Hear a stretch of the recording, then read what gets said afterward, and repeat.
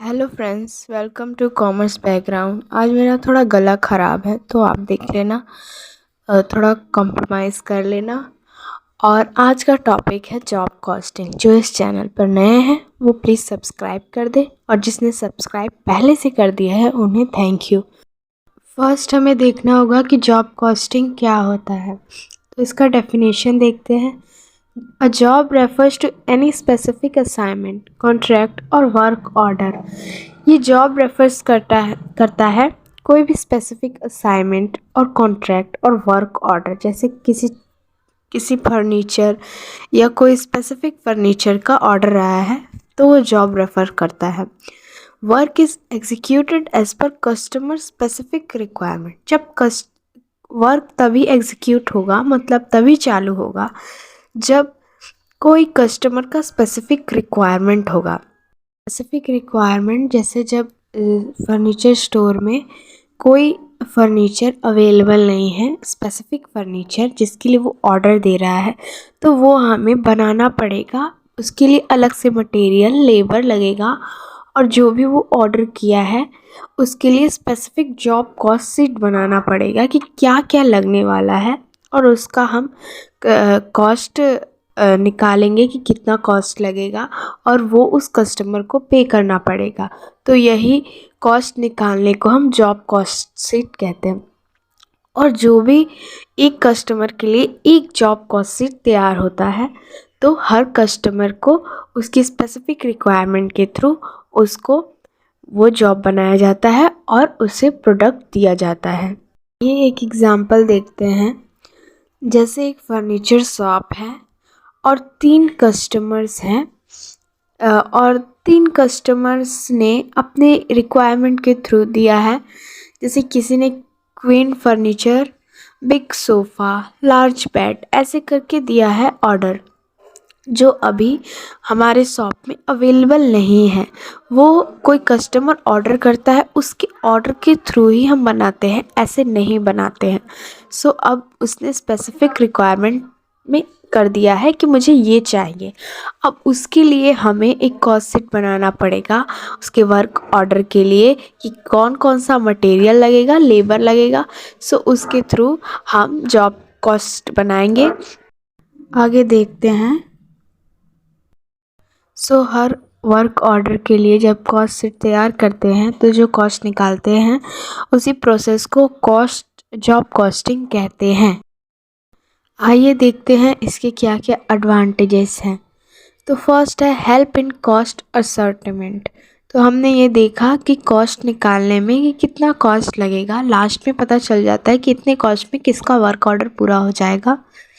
तो वही है first, help in cost ascertainment, cost निकालने में हेल्प करता है। नेक्स्ट है production planning and controlling. Plan और कंट्रोल करने में भी हेल्प करता है। जैसे हमें वर्क ऑर्डर का कॉस्ट पता चल जाएगा तो हम अच्छे से प्लान कर पाएंगे कि कैसे कितने पैसे में क्या हो सकता है, और कंट्रोल भी कर सकते हैं।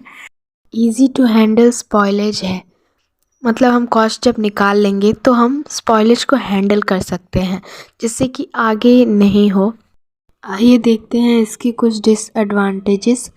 फर्स्ट है time consuming, costly and laborious process.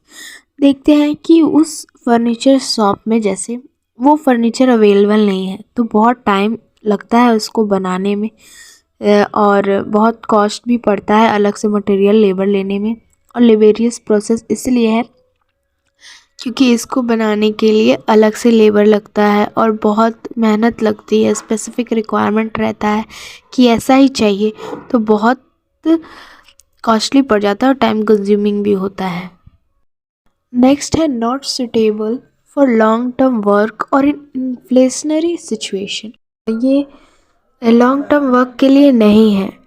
ये हमेशा रहता है कि 2 वीक या 1 वीक में ये वर्क ऑर्डर पूरा कर कर देना होता है। ये कॉन्ट्रैक्ट कॉस्टिंग जैसा नहीं है कि 1 साल 2 साल का कॉन्ट्रैक्ट है, ऐसा नहीं है। आपको 1 वीक 2 वीक में ही करके देना होगा। और इन्फ्लेशनरी सिचुएशन में ये काम नहीं करता है क्योंकि सारा प्राइस हाई रहेगा तो किसी कस्टमर का स्पेसिफिक रिक्वायरमेंट नहीं आएगा, और आ भी गया तो आपको ज़्यादा परेशानी होगी इसलिए। नेक्स्ट है higher possibility to errors in job cost estimate. Job cost estimate में मतलब अनुमान लगाना कि हम कोई कॉस्ट का अनुमान लगाए हैं कि ये मटेरियल का इतना प्राइस होगा और उस अनुमान लगाए कॉस्ट से हम जॉब कॉस्ट शीट तैयार कर लिए हैं, लेकिन वो कॉस्ट हाई है उसका या लो है, सो इससे हायर पॉसिबिलिटी हो जाती है एरर्स की इन जॉब कॉस्ट एस्टिमेट्स। ये देखते हैं कि इसका फॉर्मेट क्या है, ये कैसे बनता है। तो ऊपर में लिखेंगे जॉब कॉस्ट शीट, फिर पार्टिकुलर्स रुपीज़ का एक कॉलम बनाएंगे, फिर डायरेक्ट मटेरियल जो होगा बुक में वो देंगे, डायरेक्ट लेबर जो बुक में होगा, डायरेक्ट एक्सपेंसेस ये सब लिखकर जोड़ देंगे, प्राइम कॉस्ट आ जाएगा। फिर production overhead, office and administration overhead, selling and distribution overhead सब बुक में दिया रहेगा, तो हम लिख देंगे और ऐड कर देंगे। और लास्ट जो आएगा हमें वो प्रॉफिट निकालने में प्रॉब्लम हो सकती है। जैसे सेलिंग प्राइस दिया रहेगा तो हमें सेलिंग का लिखा रहेगा 20%, तो उस पर हमें चार्ज करके प्रॉफिट निकाल देना है और फिर कंप्लीट हो जाएगा जॉब कॉस्ट शीट। तो हर वर्क ऑर्डर के लिए अलग जॉब कॉस्ट शीट तैयार किया जाता है। सो ये वीडियो मैं ज़्यादा बड़ा नहीं करूँगी क्योंकि फिर बहुत प्रॉब्लम हो जाता है, तो आगे का जो मैं प्रॉब्लम और इसका एक प्रॉब्लम करूँगी जो आगे की वीडियो में पोस्ट कर दूँगी, उसको हम जानेंगे कि जॉब कॉस्ट शीट कैसे बनता है, उसका फॉर्मेट के थ्रू हम सारा चीज़ पुट कर देंगे और बनाएंगे। तो आगे की वीडियो देखना ना भूलें।